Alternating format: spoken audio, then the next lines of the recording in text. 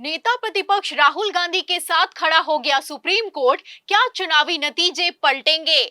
आपको बता दें, इस वक्त की बड़ी खबर निकलकर सामने आ रही है कि राहुल गांधी के एक्शन पर सुप्रीम कोर्ट में स्वतः संज्ञान का केस रजिस्टर हो चुका है। एक तरफ सुप्रीम कोर्ट में एक्शन हुआ है, दूसरी तरफ चुनाव आयोग ने पलटी मार दी है। जी हाँ, चौंकिए मत, सच है। जैसा कि आप जानते हैं कि चुनाव आयोग ने पहले तो कहा कि महाराष्ट्र और हरियाणा की वोटर लिस्ट जारी कर देंगे, लेकिन अब पेंच फंस गया है। बता दें कि अमित शाह भी हड़बड़ाए हैं, दौरा कैंसिल करके मीटिंग की है तो हड़कंप मच गया है। एक तरफ मीटिंग हुई है, दूसरी तरफ चुनाव आयोग बोला है कि वोटर लिस्ट जारी करना मुश्किल होगा। तो क्या चुनाव आयोग के सेल्फ गोल से भांडाफोड़ हो गया है? आपको बताएंगे। सीजीआई गवई की अदालत में केस पहुंचा तो राहुल गांधी ने क्या सख्त एक्शन लिया, उस पर भी आएंगे। लेकिन खबर में सबसे पहले बिग ब्रेकिंग देखिए कि कैसे ज्ञानेश कुमार ने खुद ही पूरे खेल का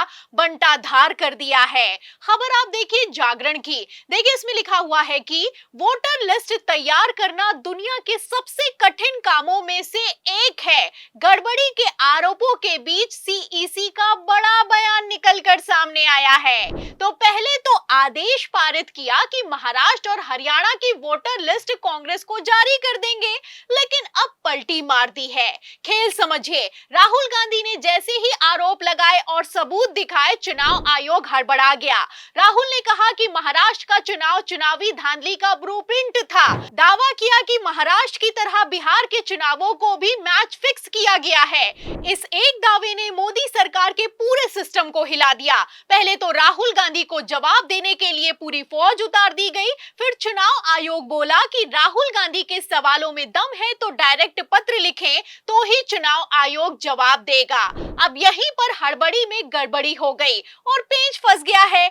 आपको बता दें कि कांग्रेस ने तुरंत लेटर जारी कर दिया और सबूत दिखाए कि कांग्रेस की तरफ से चुनाव आयोग को पहले ही 7 फरवरी 2025 को लेटर लिखा जा चुका है। इतना ही नहीं, कांग्रेस ने 10 दिसंबर 2024 का भी लेटर पोस्ट किया तो हड़कंप मच गया। आपको बता दें कि कांग्रेस के लेटर जारी होते ही चुनाव आयोग एक्सपोज हो गया है। चुनाव आयोग हड़बड़ा गया है और इतना हड़बड़ा गया है कि आनन फानन में वोटर लिस्ट जारी करने के आदेश पारित कर दिए गए हैं। खबर नहीं याद है तो खबर भी मैं आपको दिखा देती हूँ। खबर आप देखें नवभारत टाइम्स की, इसमें लिखा भी हुआ है कि चुनाव आयोग से कांग्रेस की ऐसी डिमांड, कोर्ट तक पहुंचा मामला। अब ईसीआई ने हरियाणा महाराष्ट्र की वोटर लिस्ट पर लिया बड़ा फैसला। खबर का मेन पॉइंट है कि चुनाव आयोग ने अहम फैसला लेते हुए महाराष्ट्र और हरियाणा की वोटर लिस्ट कांग्रेस को देने का फैसला कर लिया है। तो चुनाव आयोग ने सोचा कि वोटर लिस्ट जारी करने के आदेश होंगे तो मामला शांत हो जाएगा, लेकिन पूरा खेल उल्टा पड़ गया है। पहले तो राहुल गांधी ने चुनाव आयोग के वोटर लिस्ट को जारी करने के आदेश की तारीफ की है। फिर जब अभी तक वोटर लिस्ट जारी नहीं हुई है तो सवाल किया जा रहा है। राहुल गांधी बार बार पूछ रहे हैं कि आखिर कब वोटर लिस्ट को जारी किया जाएगा, लेकिन चुनाव आयोग जवाब देना तो दूर की बात है, उल्टा सफाई देने लगा है, पलटी मार दी है। चुनाव आयोग का कहना है कि वोटर लिस्ट तैयार करना दुनिया का सबसे कठिन काम है। चलो मान लिया कि वोटर लिस्ट तैयार करना कठिन काम है, लेकिन क्या जारी करना भी कठिन काम है? सवाल खड़ा होता है। आपको बता दें कि एक तरफ चुनाव आयोग ने वोटर लिस्ट जारी करने के आदेश पारित किए, दूसरी तरफ गृह मंत्री अमित शाह का बिहार दौरा कैंसिल हो गया। सिर्फ दौरा नहीं कैंसिल हुआ, बिग ब्रेकिंग निकलकर सामने आई कि गृह मंत्री अमित शाह ने बिहार के चुनावों की मीटिंग को कैंसिल करके प्रधानमंत्री नरेंद्र मोदी और जेपी नड्डा के साथ अर्जेंट मीटिंग की है। अब ये संयोग है या फिर कि प्रयोग है, समझने वाले अपने आप में समझते हैं।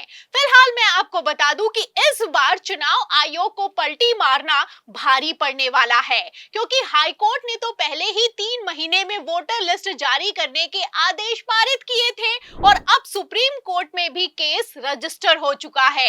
इतना ही नहीं, सीजीआई गवई राहुल गांधी के चुनावी धांधली के सबूतों पर स्वतः संज्ञान लेने की तैयारी में दिखाई दे रहे हैं। जी हाँ, चौंकिए मत, लेटर देखिए। आपको बता दें कि सुप्रीम कोर्ट एसोसिएशन ने सीजेआई गवई के नाम पत्र लिखा है, जिसमें महाराष्ट्र चुनावी धांधली को लेकर सुप्रीम कोर्ट से अर्जेंट स्व मोटो लेने की डिमांड की गई है। आपको बता दें कि सुप्रीम कोर्ट एसोसिएशन ने अपनी डिमांड में साफ कह दिया है कि स्वतंत्र और निष्पक्ष चुनाव करवाने के लिए सीजेआई गवई को अर्जेंट एक्शन लेना ही होगा।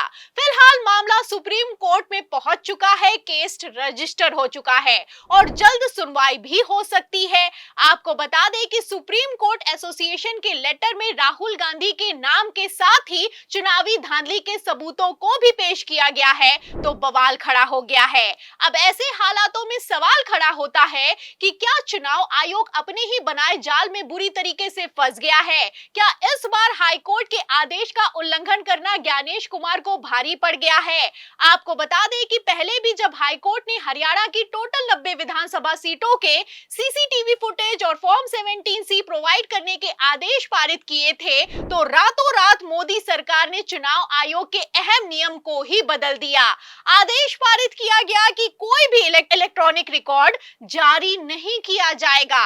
फिलहाल इस मामले को लेकर भी सुप्रीम कोर्ट सख्त हुआ है। सुप्रीम कोर्ट ने सख्त एक्शन लिया है और चुनाव आयोग को नोटिस थमाते हुए जवाब तलब किया है। खबर भी मौजूद है, खबर आप देख भी सकते हैं, जागरण की खबर है और इसमें लिखा हुआ है कि चुनाव नियम विवाद ईसी को 3 सप्ताह में देना होगा जवाब, 21 जुलाई को होगी सुनवाई। मतलब चुनाव आयोग ने अभी तो वोटर लिस्ट जारी करने के आदेश दिए हैं और सिर्फ आदेश दिए हैं, वोटर लिस्ट जारी भी नहीं हुई है, तो ये हाल हो चुका है। अब इन सब के बीच सीसीटीवी फुटेज सामने आएंगे और सुप्रीम कोर्ट एसोसिएशन के दायर किए गए केस पर सीजेआई गवई स्वतः संज्ञान लेते हुए डंडा चलाएंगे, तो महाराष्ट्र और हरियाणा के विधानसभा चुनावों के नतीजों का क्या होगा, चुनाव आयोग का क्या होगा और सबसे बड़ा सवाल मोदी सरकार का क्या होगा? आपको क्या लगता है?